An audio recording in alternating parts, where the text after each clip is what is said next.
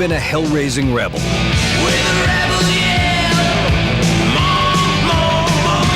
He was in rock and roll for the right reasons. He was in rock and roll for the sex. He was in rock and roll for the drugs. Want a beer and a line and give me a... Billy Idol was a major mover in the punk rock revolt that revitalized rock and roll. That's what I like about punk rock. It's just back to young people singing about their own situation. Black leather pants, blonde spiked hair, blue eyes. He made himself an idol because he didn't think he'd ever be one. Rock and roll forever! Come on, it's a nice day for a white wedding. Billy's lip-curling sneer and fist-pumping persona vaulted him into the vanguard of the video revolution. We started off in clubs and we ended up in arenas. Sort of went boom, ba-boom, boom, boom.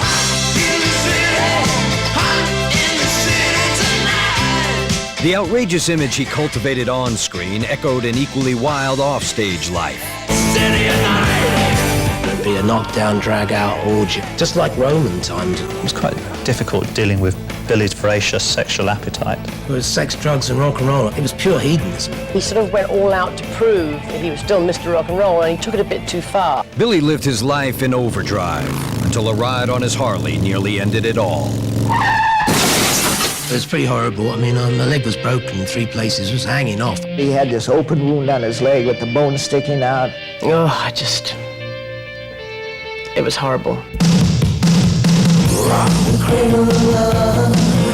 He burned his candle at both ends until fatherhood tempered his flame. They want a dad, you know, they don't want Mr. Crazy, Mr. Rock and Roll 24 hours.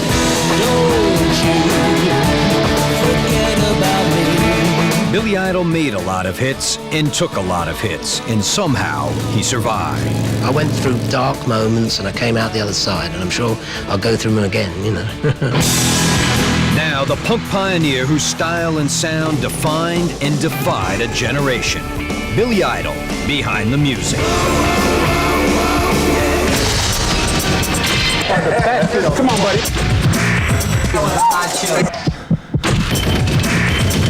Thank you. Step on back.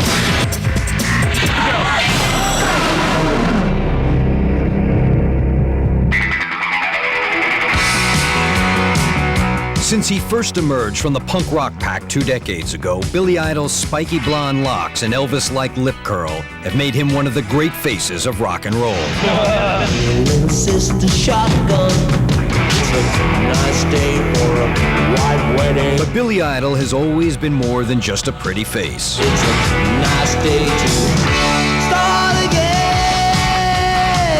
Billy is an idol. He's blonde, he's gorgeous, he's wild. Everything a girl could probably dream of. Oh, just the way he moved his body, the way he talked, the way he didn't care. He was sexy. He's a character. He has charisma over and above his music. No way. You don't ever think, I bet that guy's afraid to do this. He seems like he'll do anything, and that's very admirable.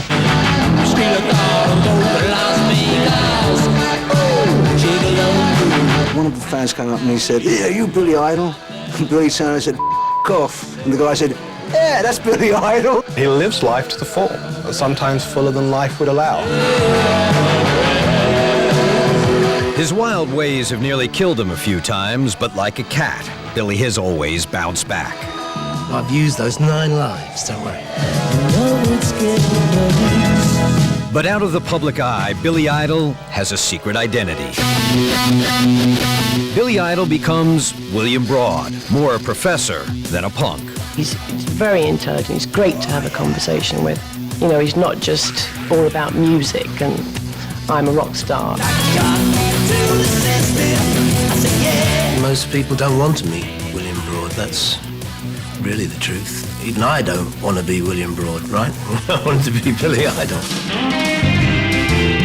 The transformation of William Broad into Billy Idol began at a time when rock and roll began changing the world.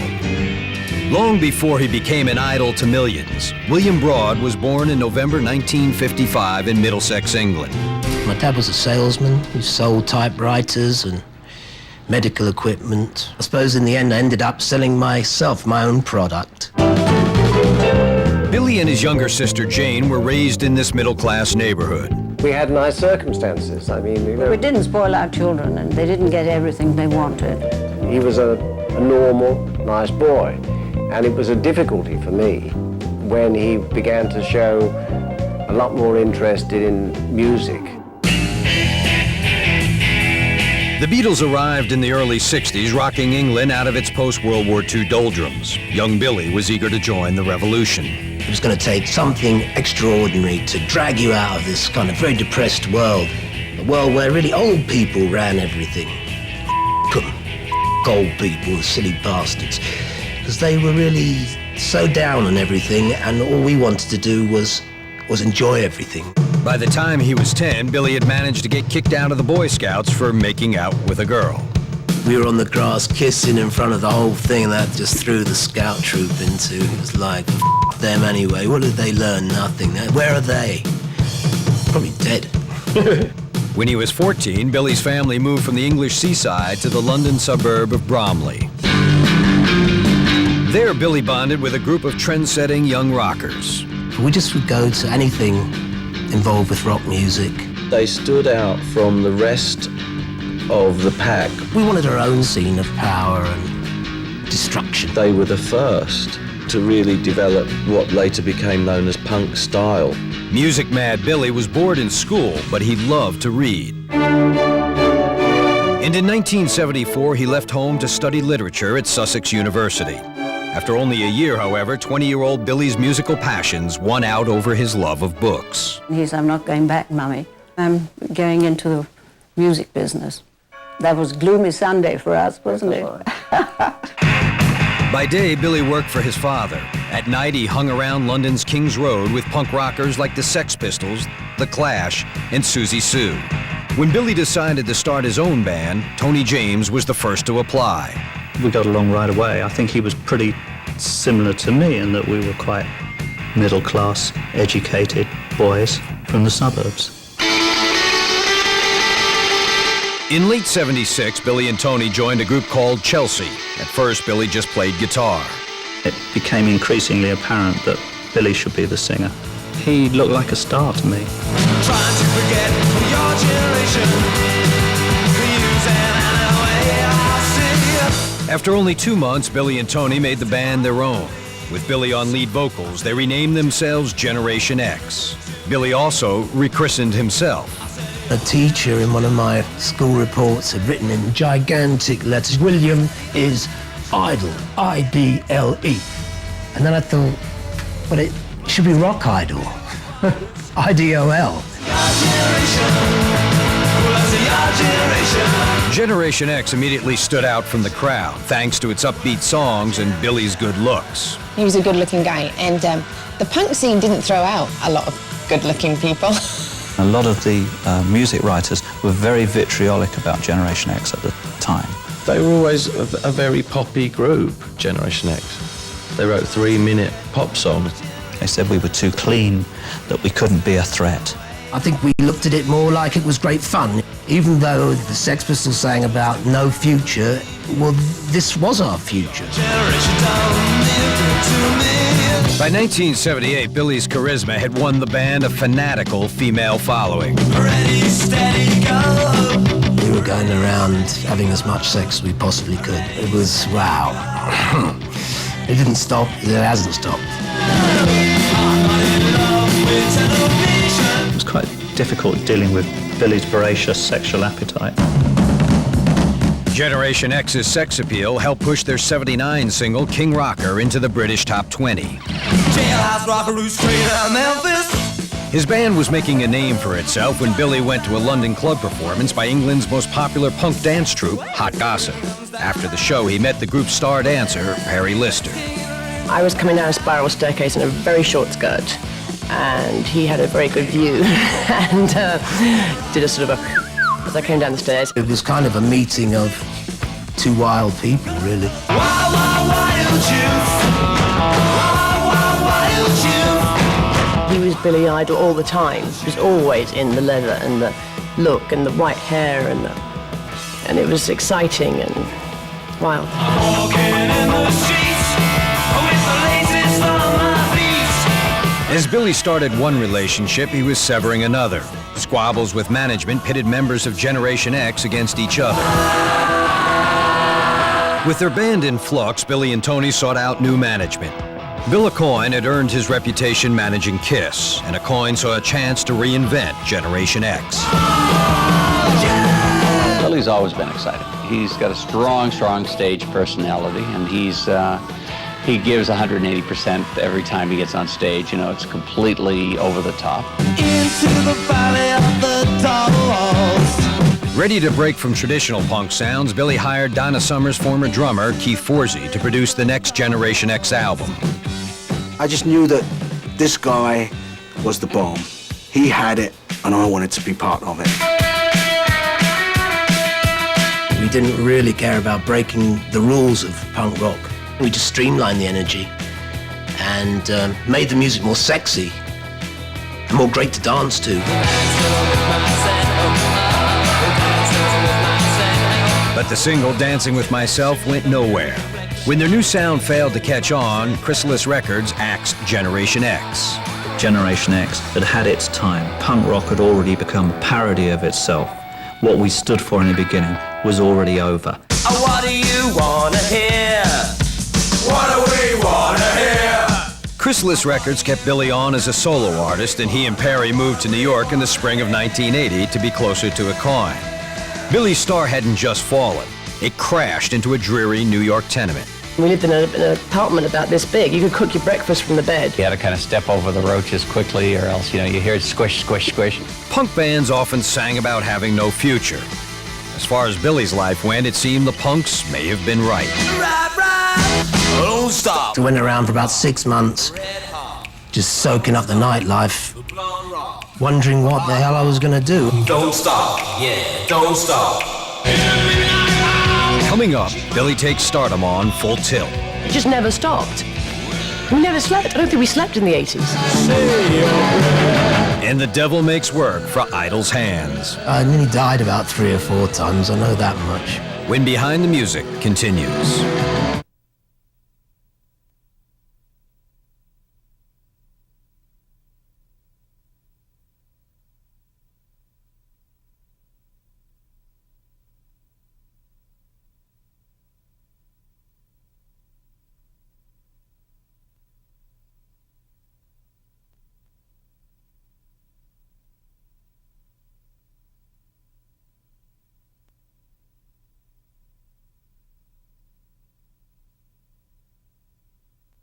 So let's take another drink, 'cause it'll give me time to think. Billy Idol was a lost Englishman in New York City in late 1980. The 25-year-old punk rocker had arrived to kickstart a solo career, but found himself with no prospects. It was bleak. It was very bleak. Then one night he wandered into a popular Manhattan dance club. The disc jockey put on the 20-minute version of Dancing With Myself, and the whole place went bananas. I couldn't believe it. Capitalizing on his song's local popularity, Billy released an EP with a new version of Dancing With Myself and an extended cover version of Tommy James' Mony Mony. Here she come now, say Mony Mony. Its sweaty, sexy energy was just what Billy was after. Shoot 'em down, turn around, come on, Mony. That's why we made 20-minute remixes, so that you could to them for a whole hour. Keep putting the thing on, just keeps coming on. Now Billy needed a band. Bill Aucoin introduced him to hard rock guitarist Steve Stevens. The guy had so much direction, and the concept of what he wanted to do was right there. He had all the cut and dash of somebody who could be the foil for me. In early 1982, with Steve on guitar, Billy recorded his first solo album. There was a lot on my shoulders. I'd always had my group, Generation X. I'd done the Don't Stop EP and stuff, but I'd never really done a whole album. It's hot here at night, lonely, black and white on a hot summer night. Billy Idol's self-titled debut was released that summer.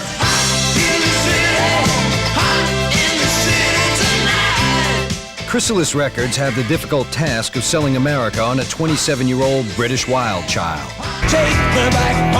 While Hot in the City broke into the top 40, Billy's next single featured his picture on the record sleeve and went nowhere. It was time for a new strategy. I want my MTV.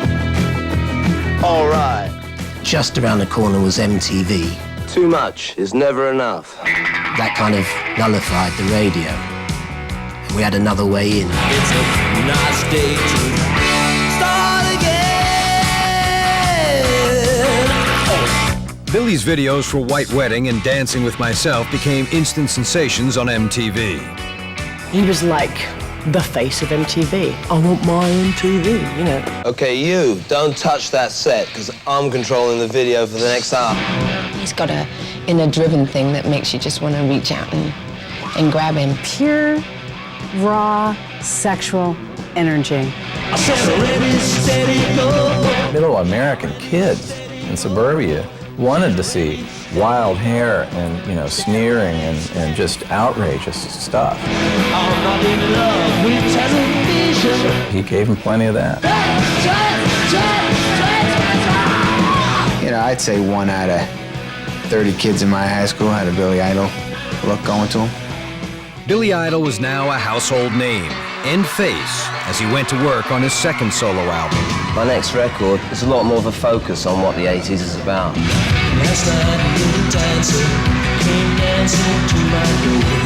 When Rebel Yell was released in December 1983, Billy and his band hit the road to promote it.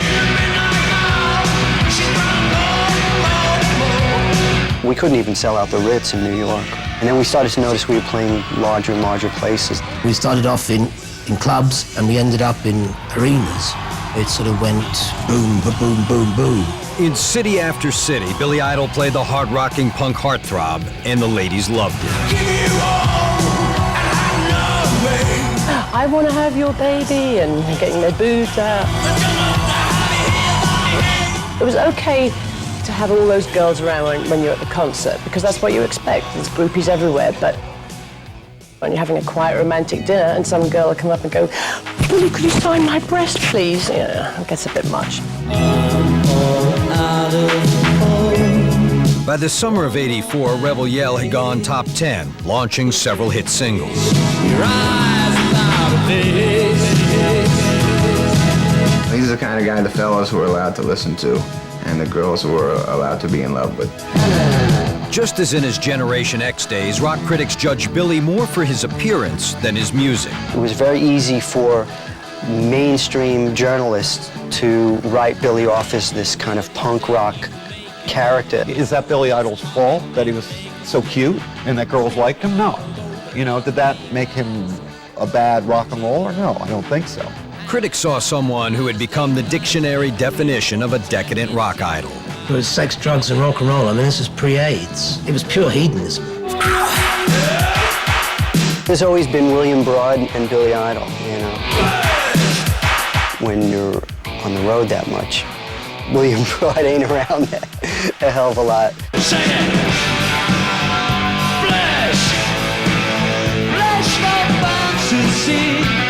Billy can be the most charming and the most sweet, and then he can be an absolute monster. And in the old days when he used to drink, he could be very monstrous. When I became the monster, they'd call me Bilvis, you know, like I'd suddenly become larger, 50 times larger than life. Bilvis was still the fun guy, you know, but then Zool was when it turned.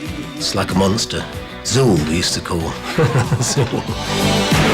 I wanted Billy to be the bad boy of rock and roll. Now, well, he really was the bad boy of rock and roll.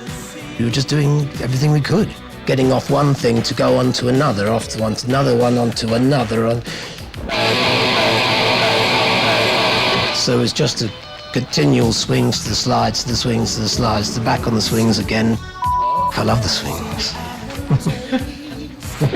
I nearly died about 3 or 4 times, I know that much. Coming up, the good times come crashing down. We're really just trying to make a record, but it all got away from us. And later, Billy ties one on in Thailand. The army tied him down on the stretcher and escorted him out of the country. When Behind the Music continues.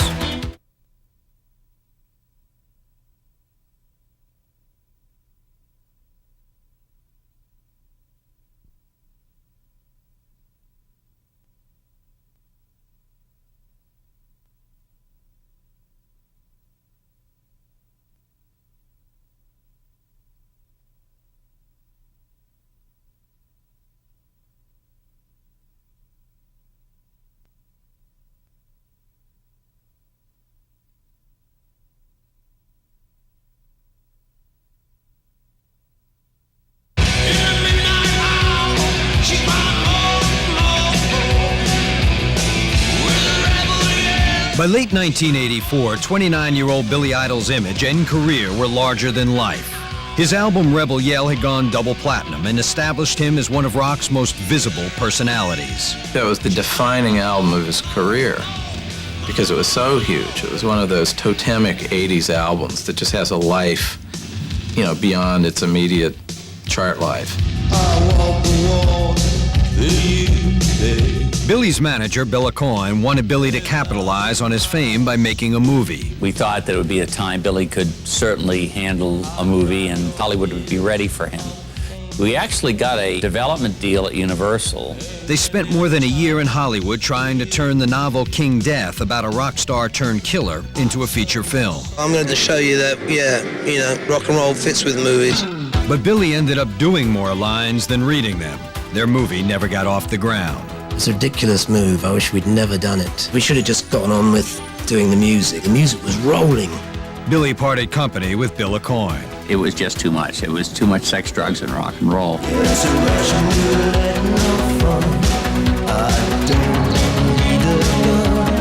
Billy returned to a New York studio in mid-1985 to record his third solo album, Whiplash Smile. But recording it was no laughing matter. I was on the swings and the slides from heroin and things. We were doing probably lots of cocaine and stuff. It's just starting to become a way of life, really. It's very hard to step back from that and look at yourself and go, oh my God, what's happening to you?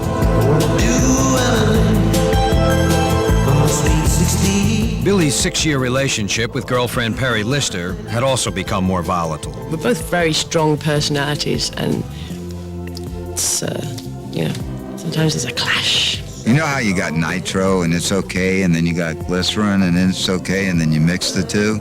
It's not okay. I was on this sort of star trip. She said to me, why do you have to be Mr. Rock and Roll 24 hours a day? And she was dead right, really.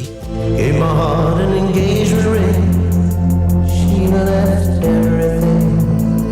Whiplash Smile took nearly a year to complete. When it was released in the fall of '86, 2 years after Rebel Yell, Billy feared his fans might have forgotten about him. He sort of disappeared for a long time. He'd get to wonder if people are even going to ever remember you, let alone even want to watch it. Forgot to be a lover. Forgot to be a lover. Making on rooting you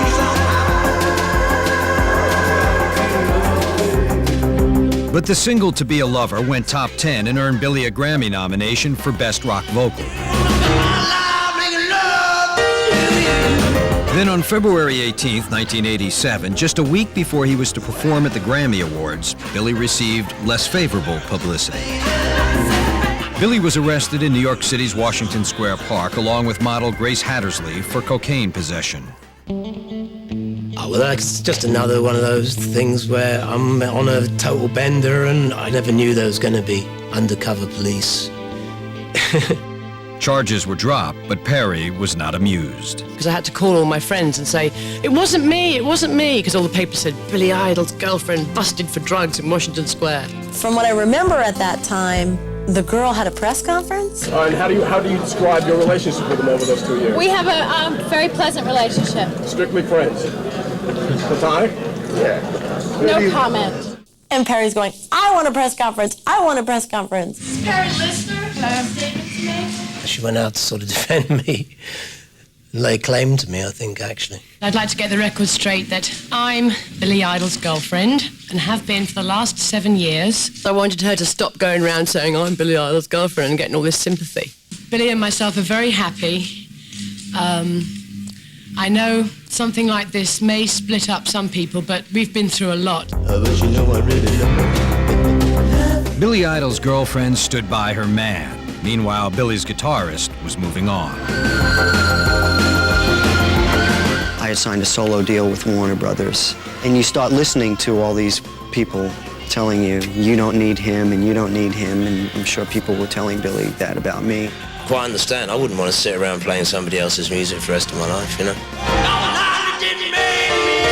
Looking for their own fresh start, Billy and Perry decided to have a child and move from New York to Los Angeles in the summer of '87. It had been 81 to 87, and that was 7 years of New York nightlife. I think we all needed a break. We wanted to be awake during the daytime for a change. Stop living like vampires, and we'd had enough of going out to clubs. That fall, Billy scored his first #1 single with a remix of Mony Mony. To celebrate, Billy bought himself his first Harley Davidson.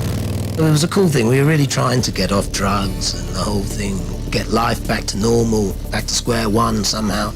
The bike was part of that at first. First came the bike, then came baby. In June 1988, Perry gave birth to Willem Wolf Broad, but Billy's domestic bliss was short-lived. When his son was barely a month old, Billy snuck into the nursery to make a phone call, while Perry lounged by their pool. He said, oh, I'm going to go and call the guys, go on a bike ride. I go, yeah, sure. I went to call this other girl and I went into the room where Willem was. And I completely forgot the baby monitor was on. So I was on this phone with this girl, really laying it on, really thick. And I hear this, okay, baby, I'll pick you up at 2. And I'm like, huh? Huh? So I came out with these towels and I was coming towards the pool. I could see this, her getting up and looking completely enraged. And I thought, oh, what's happened? I said, oh, so you call up baby now, do you? You know. And I went, hell, how could she have heard? And then she went, the baby monitor. And I went, oh. Perry grabbed Willem and sped to a nearby hotel. It wasn't really that there were other women, because I knew that. As long as I didn't see or hear about it, it was okay. But if it was in my face, I couldn't take it. Billy sought advice from his friend John Diaz. Billy is like, what do I do? I said, well, I guess you tell her the truth. He looked at me like I was crazy. I went, John, there's never a time for the truth. And I walked through the door and I gave her this story. And then I said, look, I gave her this story and whatever it was, it worked. Perry returned, but Billy hadn't curbed his womanizing ways. Instead, he kept a separate house for his affairs. Just take the girls back there and it'd be a knockdown, drag-out orgy. I'm not joking. Serious, like. Just like you, like Roman times or something, you know. There'd be the well-known porn artists, you name it, they were there. It was wild. Well, I met a little babe an hour ago. Which way the wind blows. Billy had come to Los Angeles to get out of the fast lane. Now he was speeding headlong without any brakes. I never thought that having Willem was going to make Billy a normal human being, because he'll never be normal, but I thought I'd seen the worst of it. I'd read things or hear things about what was going on. A lot of it sounded a little bit scary, to be honest. Trouble with the sweet stuff, oh yeah, I got it. Billy took the party into the studio during the 1989 sessions for his 4th solo album. We started a party on a Friday night, then it went to 8 o'clock Thursday night, then it went to 8 o'clock Wednesday night, then it went to 8 o'clock Tuesday night, then it went to 8 o'clock Monday night, then it was 8 o'clock Saturday night, 8 o'clock Sunday night, 8 o'clock Friday night. Shake it! Perry was no longer waiting for Billy to settle down. I just thought it's not the right environment to bring up a child, and it's better to have 2 happy homes than one where the parents are fighting. And so I split. She kind of left me, but I don't blame her, you know. It's getting worse. I do it again. Coming up, Billy's life hangs in the balance. And he was very scared he was going to lose his legs or his life. And later, the idol changes his tune. And the Rockets red, come on, motherfucker, and the ball is ready, stick it up your ass. When Behind the Music continues.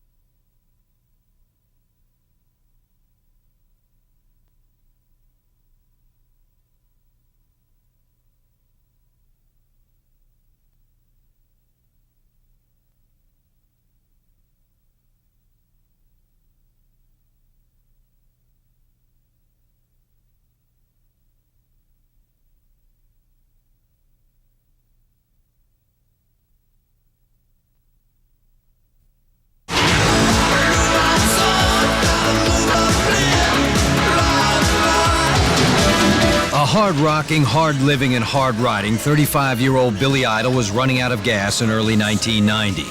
Years of drug problems and a breakup with longtime girlfriend Perry Lister had left him totally drained. I can tell you, after 3 years, I was completely shagged out. Literally. It was a case of Billy Idol moved to LA and was getting a taste of Hollywood for the first time.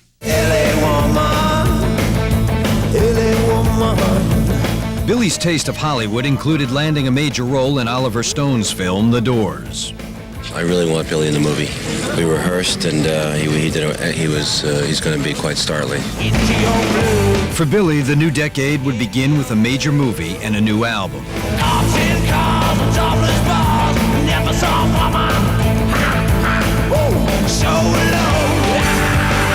On the morning of February 6, 1990, sessions for his fourth album, Charmed Life, were finally completed. Everybody was going to stay at the studio and party. I'd had it. So I went home. He couldn't sleep. So he started taking sleeping pills. And they still didn't put him to sleep. Eager to hear the finished album, Billy headed back to the studio on his motorcycle. He got on the bike and went to pick up the tape, and he never got there. At an intersection in Hollywood, Billy ran a stop sign and was broadsided by a car. Hi, I'm Kurt Loder, and this is the news at night. Singer Billy Idol was seriously injured in a motorcycle accident in Los Angeles early yesterday morning when the Harley he was driving collided with another vehicle. I just remember hearing the bang. And if you hear the bang, you're alive. So if you don't hear the bang, you're dead. I could see my foot was lying on the ground and the bone protruding through the denim. Then I decided not to move after that. It hurt so much. Somebody came over and looked at me and said, "Are you all right?" Yes. No, you fool. The driver of the car escaped with minor injuries, but Billy was rushed to the hospital. I got the phone call saying, "Tony, okay, you're sitting down. Billy's been in an accident." And I thought they were joking, Well, I talked to Tony and he said Billy was on his motorcycle. He was hit by a car. He's in surgery.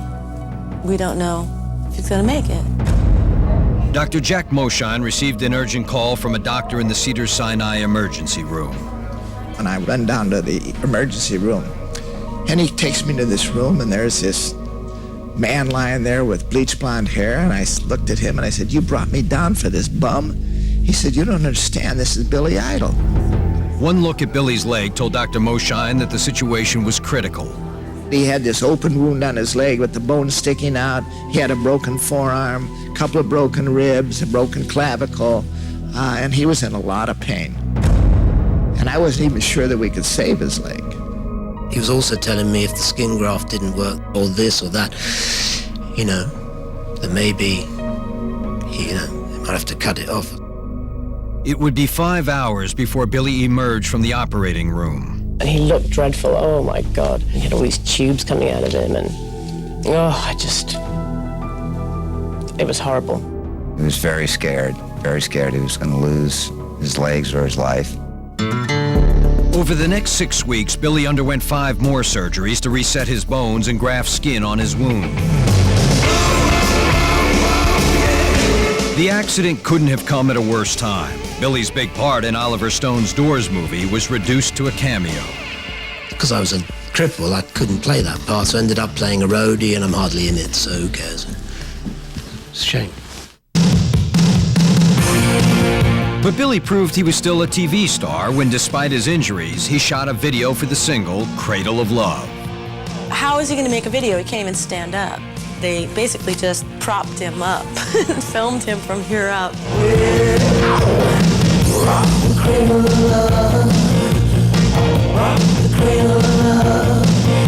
Cradle of Love rocked to #2 on the charts.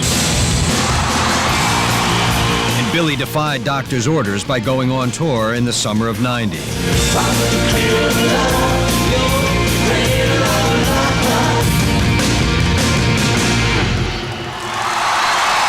By the end of the Charmed Life tour, Billy's leg was healing, but he still hadn't fully recovered from his breakup with girlfriend Perry Lister the year before. If I'm going to be single, I'm going to be single. He was looking for an excuse to go crazy, and if there's a good place to go crazy, it's Bangkok. Scored unbelievable amounts of little China doll women, and just started going crazy and crazy and crazy and crazy. Discovered there was a lot more than just sex out there. You can go to pharmacies out there and the world's your oyster. For 3 weeks, Billy partied in a Bangkok hotel penthouse. $140,000 in damage later, he refused to give up the luxury suite to a foreign dignitary. The army tied him down on the stretcher and escorted him out of the country.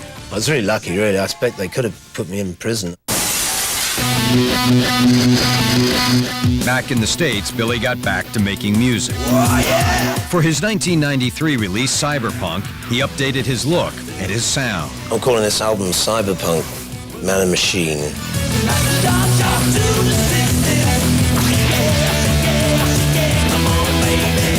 To make that record in '93, it may have been a number of years ahead of its time, actually, because it didn't do terribly well. He realized at that point, well, if that's what people think, maybe I lost touch with my public. Billy had hoped to make news with Cyberpunk. Instead, his personal behavior got more attention than his music. In August of '94, Billy collapsed in front of a Sunset Strip nightclub and was rushed to the hospital. He was doing this really nasty drug that was actually legal at the time called GHB. A lot of weightlifters would take it because you could, after you worked out, you could take it and it would really put you deep and would help your muscles to relax and stuff. Of course, what it did was it kind of put you into a momentary 3-hour coma. When Billy returned home, he found a throng of reporters waiting for him. Once they've got your house on the star map, it's your whole life up. So that's when I had to say, I've got to stop ODing or they're going to be up here the whole time. Living life to the fullest had nearly killed Billy before. This time, though, his 6-year-old son, Willem, was old enough to witness his dad's self-destruction. My son was getting to an age where, I don't know, I just wanted to be a bit more of a responsible parent, really, for him. I was watching him play, and my friend said, you know, he wouldn't forgive you for dying. That's what he said. And that's what stopped me. When I woke up this morning, I had to do what I gotta do. Billy and Perry worked out a deal giving Billy partial custody of Willem. Being on the road and being mad and crazy, and you can't be like that with little children. They don't want that. They want a dad, you know, they don't want Mr. Crazy, Mr. Rock and Roll 24 hours, no. Before one of his son's baseball games, the punk rock pioneer performed the national anthem. Yeah, of course I made it go rung gung gung gung gung gung gung gung gung gung. Oh, say can you sing by the dawn's early light? What so proudly we get, and the rockets red glare. Come on, motherfucker, and the body's ready. Stick it up your ass, man. Anyway, yeah, it's just good like that. Whoa, what's that? Now stage start again. In late 1997, Hollywood came calling again. No way. When comedy star Adam Sandler asked Billy to play himself in The Wedding Singer. Even women are possessions to him. See, Billy Idol gets it. I don't know why she doesn't get it.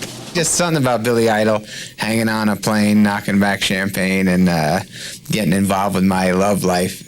Everybody thought that would be fun. No way! I think they just wrote me into the script because of the White Wedding song.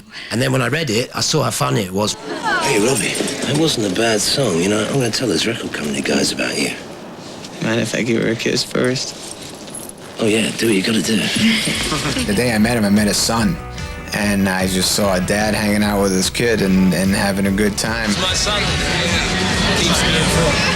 Then later that day, I was playing guitar in my trailer, and he was jamming along and singing. I was like, oh, yeah, he's also Billy Idol. The movie was a hit, and Billy was in the spotlight again. This time, it didn't involve police reports or medical charts.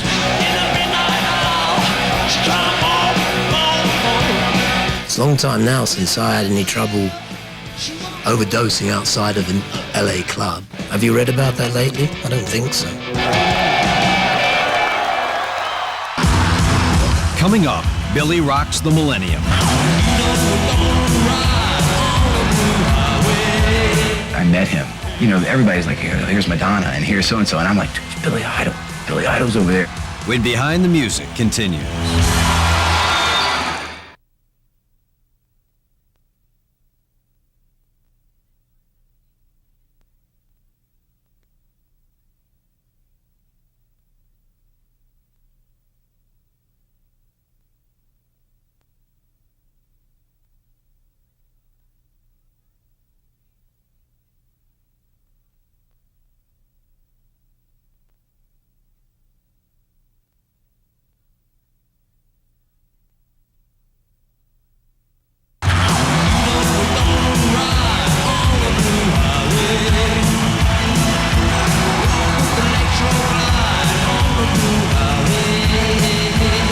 In the summer of 2000, a quarter century after his rise from the renegade ranks of punk rock, 44-year-old Billy Idol reunited with his former collaborator, Steve Stevens, for their first tour together in 13 years. Me and Steve are working together again, and he's playing better than ever.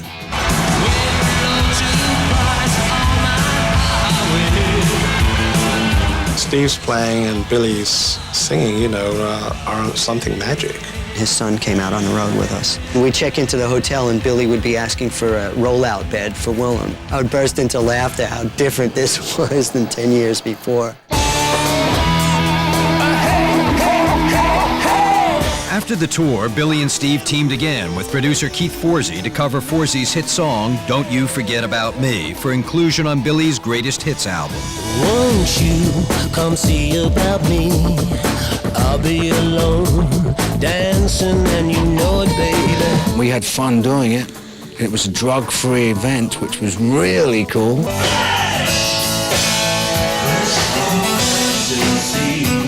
Billy's given up the hard stuff, but he hasn't given up his Harley.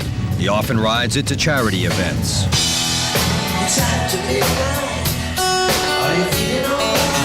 The bike still fits Billy's rebel image, a defiant, dangerous image and sound that inspired and incited a generation.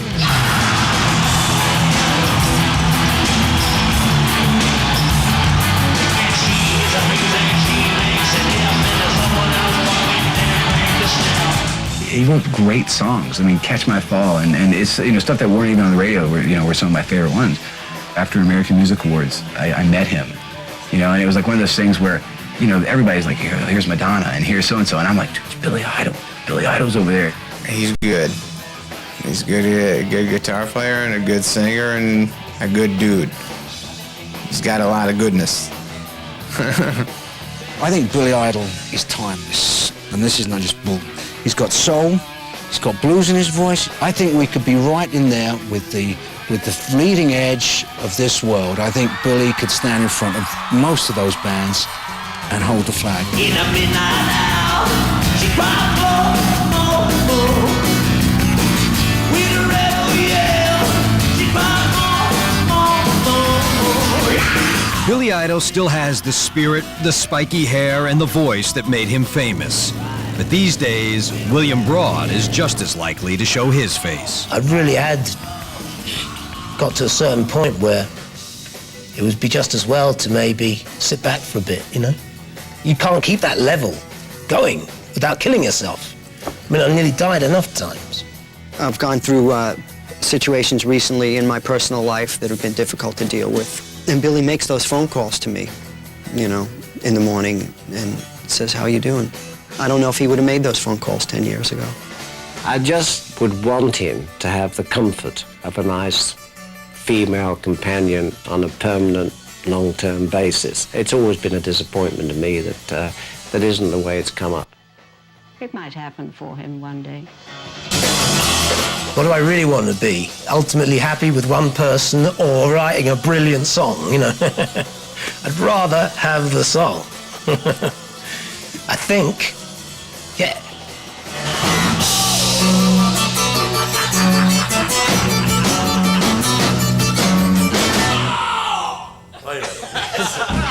Jailhouse rockaroo straight out of Memphis. Well,